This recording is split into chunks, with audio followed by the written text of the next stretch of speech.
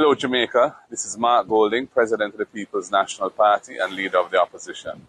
Wednesday morning, 8 a.m.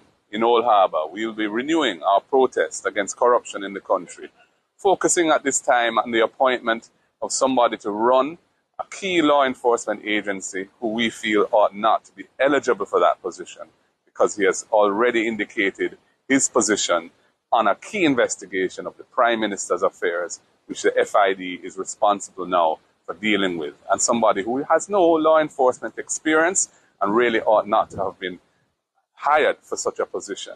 So why does corruption matter? Well, look at the situation with the roads in the country. Look at the situation when you need to go to hospital, how long you have to wait to get a bed if you need to be admitted, the equipment that's not working and you have to go to the private sector to pay a bag of money to get your diagnostic test done. All of these things are as a result of resources being starved from key areas because of graft, thieving basically, and misappropriation of public resources. So Jamaica, it's time to stand up for a better Jamaica. Stand up for a Jamaica where the resources of the country are used for the benefit of the people and are not being sidetracked by bad governance. So this is another opportunity for you to let your voice be heard. Come out and support the demonstration on Wednesday morning, 8 a.m. in Old Harbour. God bless.